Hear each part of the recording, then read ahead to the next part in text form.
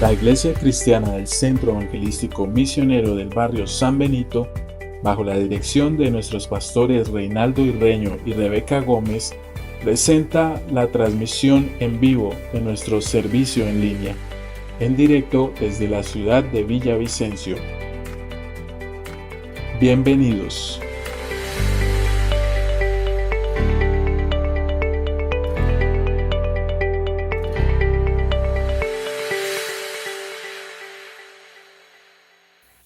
Mis amados hermanos, una vez más, en esta ocasión quiero entregarles ese saludo fraterno de muy profundo en mi corazón a cada uno de ustedes.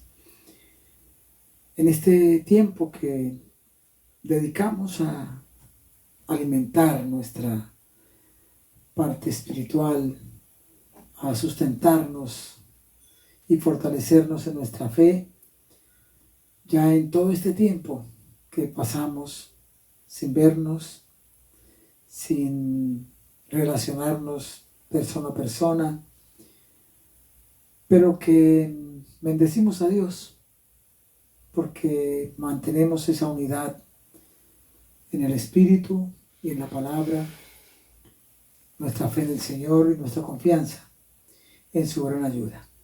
Bienvenidos todos ustedes, gracias por estar siempre atentos a este tiempo que pasamos juntos, ya he dicho, para nutrirnos de la buena palabra del Señor, del buen consejo de Dios. Les invito para que oremos y después escuchamos un tema musical y continuamos estudiando el salmo que para hoy nos corresponde. Buen Padre Celestial, estamos muy agradecidos porque nos regalas otro día más y otra oportunidad más de encontrarnos juntos con tu pueblo, con mis hermanos, con todas las personas que se unen a nosotros y que siguen esta secuencia, esta serie de estudios que estamos llevando a cabo durante este tiempo, que nos permite estar aislados, solos en nuestros hogares, levantando altar y adoración a tu presencia. Gracias por todos. Y pido, Dios, tu divina bendición y tu santa presencia para todos, para mis hermanos y también para nosotros acá al llevar esta palabra. En el nombre de Jesús. Amén.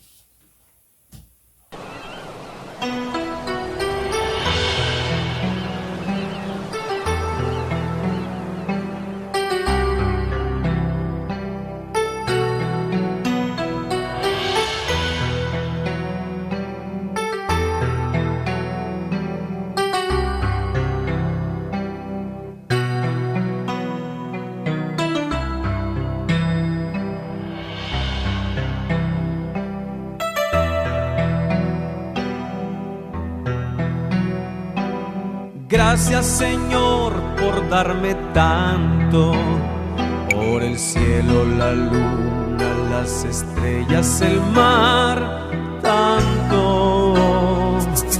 Gracias por el firmamento, por el día, la noche, los luceros y el sol que tengo, por las montañas y valles, los campos y las ciudades, por el agua, por el paisaje, por las plantas, los animales, por la vida,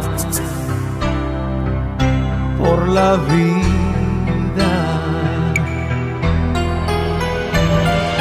Gracias, Señor.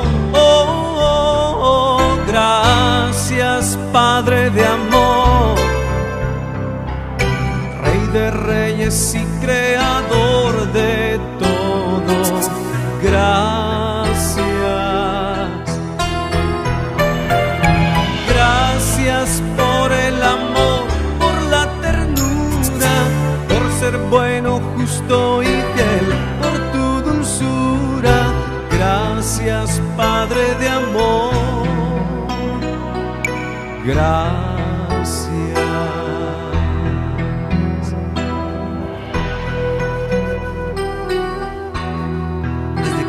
hacia mí, oh Padre bueno. Me diste la conciencia de las alas y del buen camino. Me has dado la opción de la excelencia. Habito en tus moradas de ternura y he conocido de tus manos la belleza. Hay gratitud en mí, Creador amado, desde lo más hondo, Señor de mis afectos. A partir de ti todo es posible y quiero inventar cada segundo un buen pretexto para decirte que te quiero, que tú eres Dios y que mi anhelo es adorarte sin reservas. Padre bueno, arquitecto precioso de mi gozo eterno. Gracias, Señor, gracias, Padre de amor,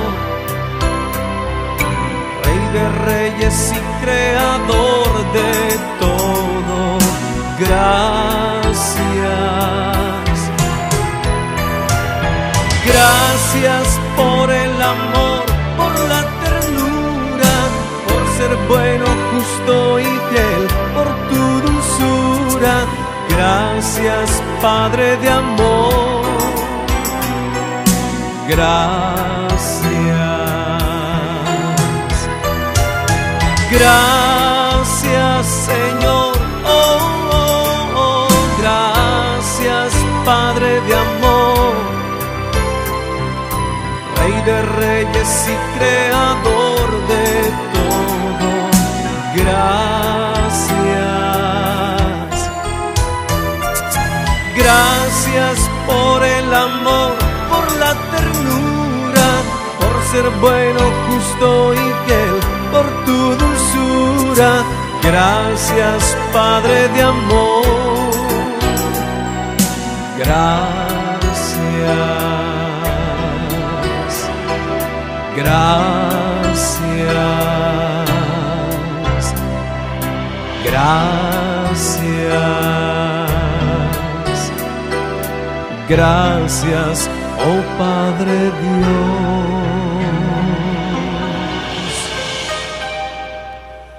Gracias.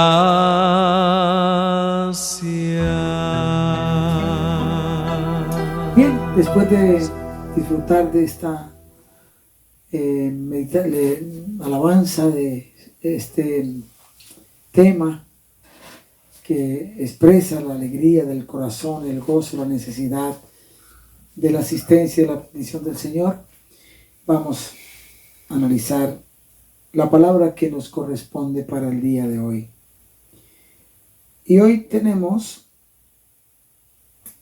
el estudio del capítulo 14 del libro de los Salmos. Ya hemos visto que desde el Salmo 9 en adelante, el salmista nos entrega una especie de expresiones de su gran sufrimiento por toda la impiedad, la traición, la infidelidad que se daba en medio de su pueblo y aún de personas en las que él pudo confiar muchas veces. En el Salmo 11 nos dice: si fueran destruidos los fundamentos, ¿qué ha de hacer el justo? Una gran pregunta. Nos da la respuesta: seguir confiando en Dios y en sus promesas y en su palabra. En el 13 eleva una oración: sálvanos, oh Dios, porque se acabaron los piadosos. El salmista veía a su alrededor y solamente veía gente profana, con una forma mala de vivir, teniendo en poco la ley de Dios y no teniendo ninguna intención reverente ni piadosa en cuanto a Dios y tampoco en el respeto a las personas. Y en el Salmo 13 miramos que el salmista se pregunta 3 veces: ¿hasta cuándo? ¿Hasta cuándo? ¿Hasta cuándo? ¿Hasta cuándo? 4 veces pregunta. Como que ya esto no tiene límite. Pero el capítulo 14 nos muestra, en su oración, nos está mostrando, nos está revelando cuál es la razón de todo ese desorden, de esa actitud mala en el comportamiento de la sociedad de sus días. Pero que al ver la palabra nos trasladamos a nuestro presente, a nuestros días y estamos peores. Hace referencia el Nuevo Testamento y el mismo Señor Jesús a la primera parte de este Salmo 14 que nos corresponde para hoy. El necio, sus pensamientos y sus actos es lo que nos entrega este Salmo 14. Y el salmista considera la condición depravada de los hombres, no solo aquellos que le perseguían, sino también todos aquellos que de una manera voluntaria, quizás sin interesarse mucho en lo que pasaba con el salmista, sino que de una forma voluntaria, todos él los ve corrompidos. Corrupción en todos los ámbitos y en todos los órdenes de su sociedad. Todo lo que pudo ver fue gente corrupta. Y ese comportamiento surge y nace de la primera palabra que aparece, o la primera frase que aparece en el primer versículo, donde el salmista dice el necio en su corazón: no hay Dios. Se han corrompido, hacen obras abominables, no hay quien haga lo bueno. Este salmo es citado como otros, pero este muy especialmente en la declaración o en el mensaje entregado por el apóstol Pablo al Imperio Romano como su última opción, como su último llamado. Si estudiamos la historia y estudiamos al Imperio Romano, vimos cómo subió, se levantó como una potencia y pasó un gran tiempo de la historia dominando y controlando la vida de la humanidad en su tiempo. Pero luego vino decaída. ¿Qué fue lo que lo llevó a la ruina? La corrupción. ¿Qué fue lo que trajo la desgracia a la gente antes del diluvio? Claramente dice, todos estaban corrompidos. Por tal razón que el mundo está, dice el apóstol en el capítulo 3 de Romanos, dice que el mundo, por esa condición de corrupción y de violencia como vivía la humanidad antes del diluvio, el apóstol expone que la humanidad está bajo el juicio de Dios. Pero sabemos que todo lo que la ley dice, lo dice a los que están bajo la ley, para que toda boca se cierre y todo el mundo quede bajo el juicio de Dios. ¿Qué significa esto? La violación de la ley trae consigo el juicio, las consecuencias. Vamos a decir, las leyes que rigen nuestro país, tu país, donde nosotros vivimos. Si las violamos, nos acoge el juicio con las consecuencias. Estos días hay normas y hay mandatos y ordenanzas que todos nosotros necesitamos cumplir. No sentirnos que para mí no es, no, es que todos, el que pasa por alto esto y considera que es de poca valía, pues lleva las consecuencias. El apóstol expone que todo el mundo está bajo el juicio de Dios y lo que también el salmista considera al exponer esta palabra. Entonces nos presenta en primer lugar la depravación del necio. ¿Por qué el hombre llega a esa condición? El necio es considerado aquella persona sin sabiduría. Puede tener conocimiento de las cosas, ser una persona con mucho saber, pero no aplica el saber y el buen saber de una forma correcta, de una forma sana, de una forma buena. La persona que actúa de esa manera, sin ese sentimiento espiritual, ahora ubicándolo en el plano del conocimiento de Dios, es considerado como un necio. Veamos lo que dice el verso 1 al 3. Dice el necio en su corazón, no hay Dios.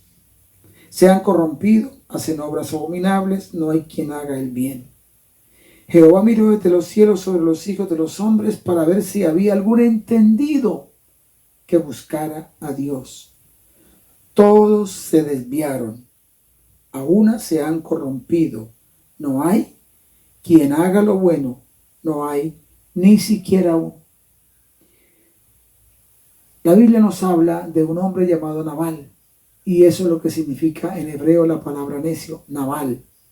Un hombre con muchas habilidades, con mucha capacidad, pero en término nuestro, bruto,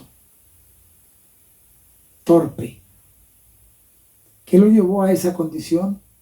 Ser engreído, autosuficiente, de tal manera que nadie más tiene la razón de las cosas, sino él mismo. Este necio que está aquí, que presenta la palabra, es aquel que vive como si Dios no existiera. Trata de ignorarlo aunque tiene el testimonio de Dios.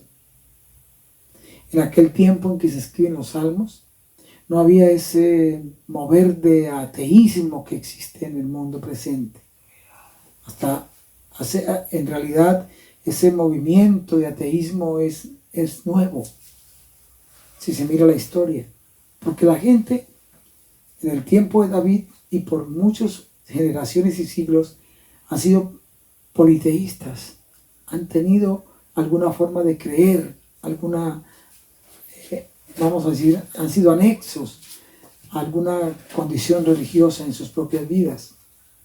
Pero este hombre tipifica precisamente como la visión futurista de la humanidad, esta que estamos viviendo nosotros hoy, donde las escuelas, los colegios, las personalidades del mundo, la gente de la educación, del arte, de la comunicación, son completamente opuestos a la convicción de muchos de nosotros sobre esa gran realidad de la existencia de Dios.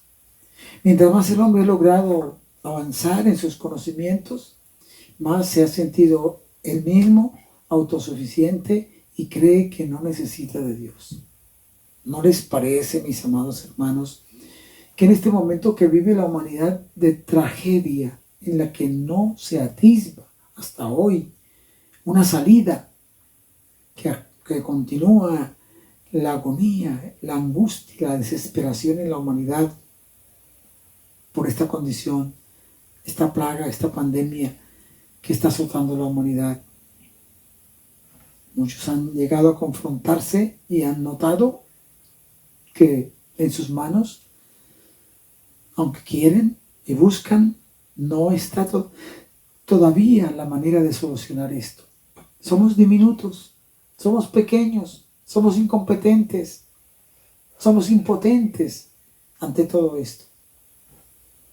Ese pensamiento, esta visión como que traía a David una profecía para considerar el hombre, la sociedad de nuestro tiempo. El hombre necio actúa en oposición al hombre sabio y cree que puede organizar su vida y prosperar sin el buen consejo, sin la buena instrucción. La Biblia nos dice, en las palabras de Jesús, entrega una parábola, y es la parábola de la casa, del hombre que construye una casa. Y dice que uno la construye en la arena y el otro la construye en la roca. Pero Jesús dice, el que oye mis palabras y las hace, le compararé al hombre prudente, al hombre sabio, al hombre entendido, que calcula y analiza los peligros y edifica su casa sobre la roca. Vienen los vientos, las tempestades, las dificultades, pero su casa permanece. La casa habla de la vida, del proyecto de la vida en el ser humano. ¿Sobre qué construye el ser humano su propia vida? ¿Cuáles son los fundamentos? El hombre necio, dice el Señor, la edificó sobre la arena, sobre la vaguedad, sobre una vida sin proyección, sin futuro, sin disciplinas, sin ninguna preocupación por ver el mañana, por verse en 5, en 10, en 15, en 20, en 40, en 50 años, en 70 años. Fue viviendo la vida peor que, como dicen por ahí, como un deportista. No, hay muchos deportistas y todos los deportistas procuran de alguna manera repuntar para alcanzar beneficios de su esfuerzo.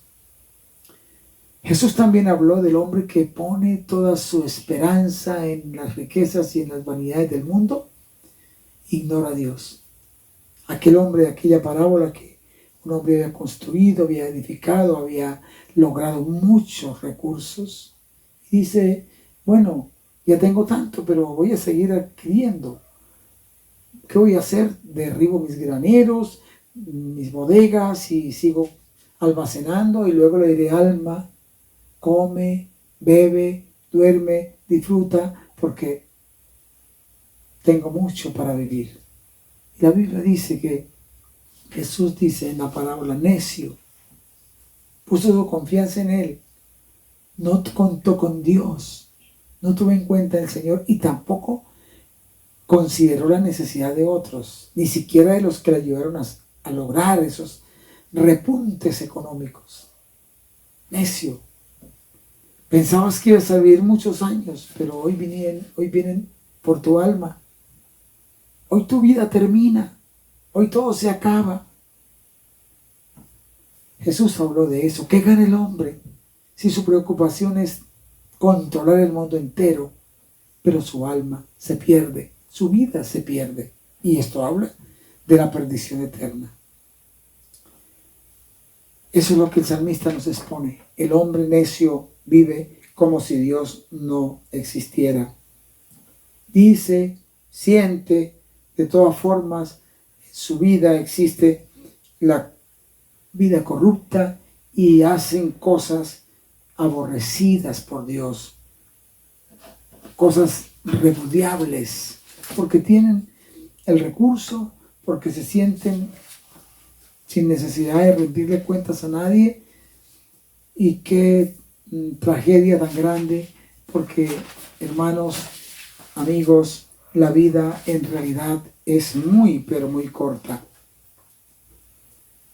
Les di hace un momento que podemos recordar con estas palabras la situación de la gente antes del diluvio: corrupción y violencia. En esta crisis que vive la humanidad, se ha descubierto y se ha visto que la corrupción, el atropello de los poderosos para oprimir al necesitado, al menos favorecido, y explotar al trabajador de alguna manera, sin visión de prepararse y de prever cualquier circunstancia, principalmente en el orden de la salud, ha sorprendido a todos, a los que tienen esto bajo su control y en sus manos. Nadie esperaba esta emergencia tan veloz y tan rápida, de tal manera que todo el mundo, los países más poderosos son sorprendidos. Pero ¿qué es lo que ha hecho que sea sorprendida la humanidad con esta enfermedad sin tener cómo auxiliar a las personas? La corrupción, porque los recursos solamente unos pocos los controlan. Y dicen, ustedes lo han oído, que a partir de ahora el mundo tiene que cambiar y las cosas tendrán otra dirección. Y bueno, yo estaba meditando en la crisis que vivieron en Egipto en tiempo de de José, y la situación que trajo la tragedia a Egipto fue la parte financiera. La escasez, no llovía, no había cosechas, pero hubo un consejo a tiempo, y la habilidad y la disciplina de un hombre honrado y honesto en la autoridad como persona de gobierno, de administración pública, y pudo prever y ayudar y auxiliar al pueblo en la condición más crítica que vivieron.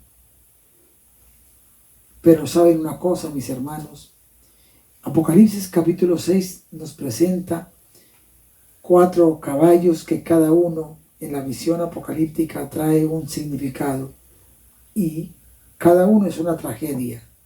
Es el anuncio de una cosa espantosa. El mundo está requiriendo y pidiendo que se requiere de un liderazgo mundial a partir de ahora. No me sorprende, la Biblia lo muestra.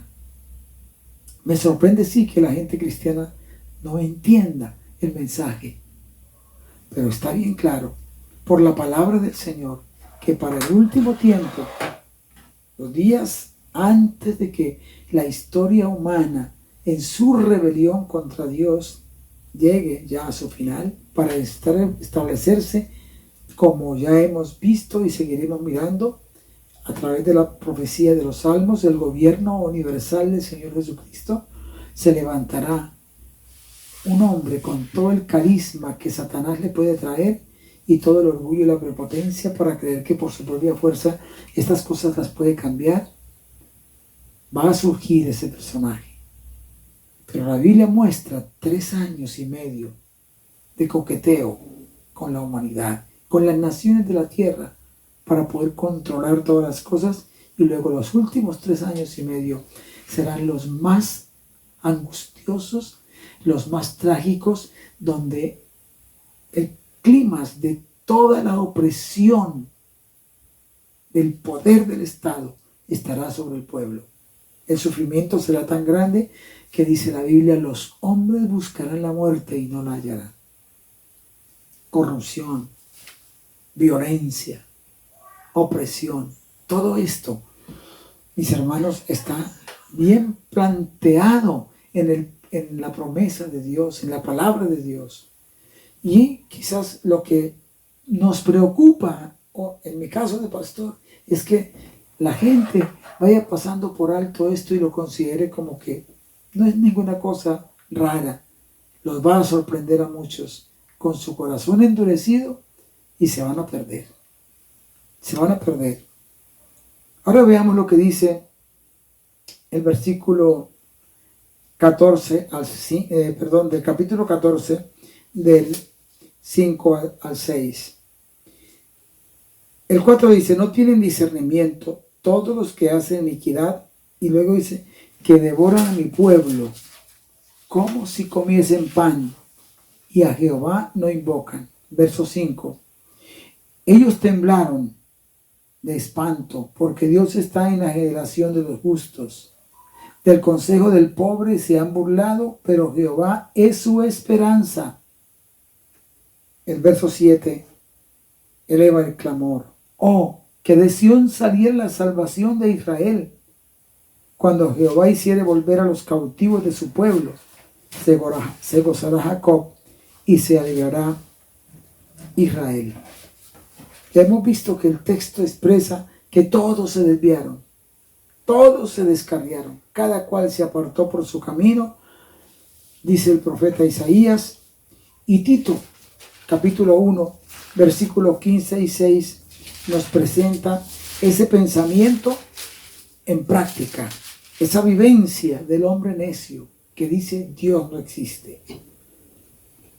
Todas las cosas son puras para los puros, mas para los corrompidos e incrédulos nada les es puro, pues hasta su mente y su conciencia están corrompidas. Profesan conocer a Dios, pero con los hechos lo niegan, siendo abominables y rebeldes, reprobados en cuanto a toda buena obra. Todo lo bueno lo rechazan, todo lo malo lo aplauden, lo consideran, como dice el profeta Isaías, a lo malo llaman bueno y a lo bueno lo llaman malo. Eso es, rechazan, reprueban todo lo malo, no lo aceptan. Y a las personas que lo practican, como dice acá, a los justos los quisieran devorar, quisieran hacerlos el pan de cada día. Y ese es el vocabulario, es la palabra, es la expresión, es el comentario que se hace constantemente en contra de aquellos que procuran actuar honestamente, que procuran actuar de manera correcta, son el estorbo, son la piedra en el zapato, son la espina, son el tropiezo para sus malévolos pensamientos y sentimientos. Pero ya hemos visto, como dice el salmista, Dios los va a juzgar y tiemblan de espanto porque Dios está con la generación de los justos. A pesar de todo el mal que se viva, siempre hay un remanente con promesa de protección, de preservación. Hay promesa de Dios para mantenernos, para los que nos mantenemos. Tenemos que mantenernos no siguiendo la corriente de los necios que actúan sin sabiduría y que siempre están sintiendo y diciendo que Dios no existe, porque Dios los va a juzgar. Aquellos que lo ignoran, aquellos que ignoran a Dios y aquellos que desprecian sus leyes y que persiguen a los que procuran vivir de acuerdo al propósito de Dios. Es ahí donde está la maravilla del Señor, porque aquí dice, del consejo de los pobres se han burlado, pero Jehová es su esperanza. Los pobres, la gente con menos condiciones, la gente menos favorecida, ya hemos dicho en otro salmo, son los que menos voz tienen, los que más se rechazan y a los que más callan y lanzan al rincón. Pero Dios los tiene en la cuenta para bendecirlos. Del consejo del pobre se han burlado, del proyecto, porque es un proyecto de fe, de aquel que no está a su altura en su pensamiento humano, pero tiene un proyecto en Dios, confía, cree, espera y quiere actuar de acuerdo al propósito de Dios. Así que entonces los justos, los que tratan de hacer las cosas correctamente, debemos tener siempre plena esperanza en la magnificencia de Dios. Dios tiene toda una amplitud de operaciones para bendecir y ayudarnos, y en este caso que estamos viviendo, ayudarnos a sobrepasar y a sobrevivir en tanto que el día final llega, porque va a llegar, porque Dios está con la generación de los justos. Sigue predicando la justicia, sigue practicándola, sigamos viviendo de forma correcta delante del Señor. Evitemos que nuestros corazones se contaminen y actúen de forma mala. Nos aterran las informaciones que se nos dan de gente tan carcomida de la corrupción, que en medio de una prueba tan grande como está viviendo tantas personas que están sufriendo. Un hermano me compartía un testimonio de una actividad de bondad, de generosidad, de alguien que fue a ver cómo auxiliaba a algunas personas, y la gente se arrodillaba llorando para que les socorrieran porque sus niños lloraban de hambre. ¿Cómo es posible que haya gente que se apropie, se adueñe, teniendo una mejor solvencia de vida, y va y se apodera fingiendo que también tiene mucha escasez y pobreza, y se apodera de lo que necesita el que verdaderamente lo necesita? Yo creo y que también haya esa corrupción en adulterar cifras y en adulterar valores para apropiarse y enriquecerse. Si la ley no actúa, si las leyes y la autoridad no se para en su lugar y pone cintura a esto y castiga a esta clase de personas, entonces de los mismos que están encargados de hacer justicia están enfermos de corrupción. Esto es algo repudiable, que uno no lo puede tolerar, o sea, mucho menos el Señor, mucho menos nuestro Dios. ¿Cuál es el clamor? Por la victoria, por el triunfo. El verso 7 lo dice. Oh Jehová, que de Sión saliera la salvación, aquí dice de Israel, digamos de las naciones de la tierra, del pueblo de Dios, tuya y mía.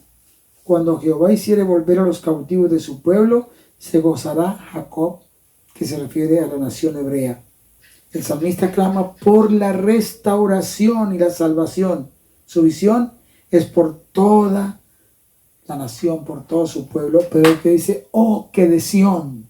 Y Sión, naturalmente el monte de Sión, es uno de los nombres que se le da a Jerusalén y especialmente al lugar donde está el templo, donde estaba el templo, o en el tiempo de David, donde estaba el tabernáculo, y en el tabernáculo estaba el arca de la ley, donde estaba toda la enseñanza de la Torá, que era el manual de vida y era la norma para Israel, la enseñanza que brotó de los labios de Dios, del corazón de Dios y de la visión de Dios para direccionar y orientar bien la nación. Y el salmista dice que de Sión venga la salvación de Dios. Ahora, profecías posteriores como del profeta Isaías, de Miqueas y de otros, hablan de cómo desde Jerusalén, el monte de Sión, habría de salir la ley del Señor para la humanidad y para restaurar el orden, la justicia, la santidad, el contentamiento, la prosperidad y la buena forma de vivir. Y cuando analizamos esto, se puede ver en dos maneras. Una, el mensaje del Evangelio de Jesús surge del monte de Sión, de Jerusalén, de Israel, y surge de la cruz del Calvario con un mensaje de perdón, pero también con un mensaje de advertencia para la humanidad. Esta palabra de Dios que ha corrido por el mundo y que corre hoy más que nunca, surgió de allí, de la vida de Jesús, que no fue un opositor a toda la ley del Señor, a la Torá. Jesús vivió una vida apegada a la ley del Señor, a la ley dada por Dios. Él no la vino a violar, Él la vivió, la cumplió y no la contradijo. Al contrario, enseñó que había que vivir conforme a la normativa moral de Dios para el hombre y el respeto de Dios del hombre para Dios y para sí mismo y para su prójimo. Los 10 mandamientos están ahí bien claros en las enseñanzas de Jesús. Desde allí salió esa palabra. Pero la oportunidad de salvación para un mundo que está sentenciado a la condenación y bajo el juicio de Dios por causa de su abundante pecado, vino esa promesa de gracia y de salvación por medio de Jesucristo. La ley vino por Moisés y la gracia por medio de Cristo. La gracia es esa oportunidad de perdón para todo ser humano que aunque no la merece, pero si corazón quebrantado reconoce su maldad y pide su perdón, Dios le otorga el perdón. Hermanos, hoy nosotros como creyentes clamamos, como dice Apocalipsis en el último capítulo, la oración, esta fue la oración de David, oh, que de Sión viniera la salvación de Israel. Y naturalmente, el día que esa salvación venga, será para el mundo entero, porque ahí está el momento en que se establecerá el orden del mundo correcto, puro y real, que lo pondrá Dios mismo. No un gobernante que va a llegar pronto, que lo está reclamando el mundo hoy más que nunca.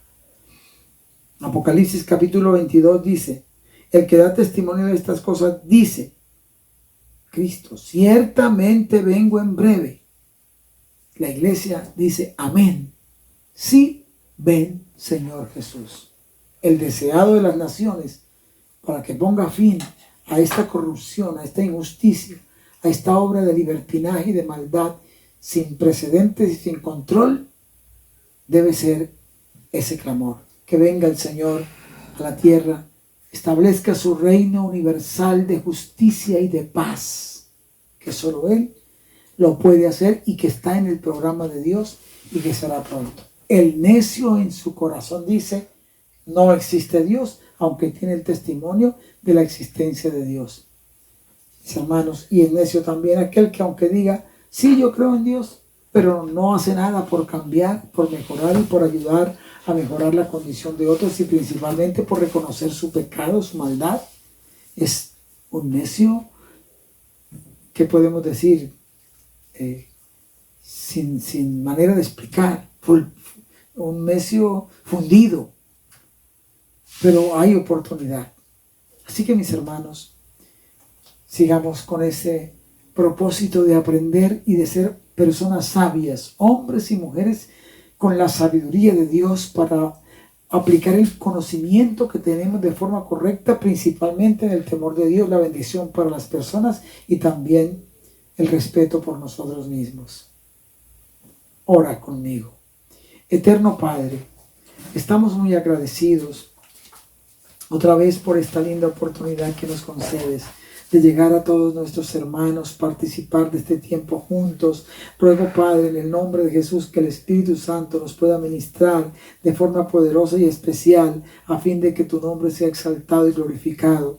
Oh Señor, y esta palabra pueda correr y llegar a la vida, a la mente, al todo de mis hermanos, y haznos personas sabias, temerosas, respetuosas, para gloria de tu santo nombre. Y una vez más, nos unimos en el clamor por tu misericordia para la humanidad, que está en esta hora de angustia, de desesperanza, y que no sabe cómo salir, oh Señor, de esta crisis que se vive. Padre, bendice cada gobierno de la tierra, bendice a las personas entregadas a traer consuelo, auxilio, y ayudar a aliviar el dolor del enfermo, los que están dolidos y llorando por todos los seres queridos, los más de 100,000 personas, hogares y familias que están en el mundo soportando la tristeza por la muerte de sus seres amados. Y también aquellos que están enfermos, Señor, trae esa sanidad, detén esta plaga por amor a tu nombre, y también guarda y preserva la vida de tu pueblo en sabiduría, en entendimiento, en obediencia, para que podamos, Señor, dar el testimonio de lo importante que es atender la orientación, vivirla y también ser victoriosos. Y que venga pronto nuestro Señor a traer el orden y la justicia y la paz sobre esta tierra, en Cristo Jesús. Amén. Hermanos, una vez más, Dios los bendiga. Saludos de mi esposa Rebeca, el saludo cariñoso para ustedes, el abrazo, y seguimos aquí en esta palabra de Dios aprendiendo tanta riqueza que hay en él. Dios los bendiga. Muchas gracias.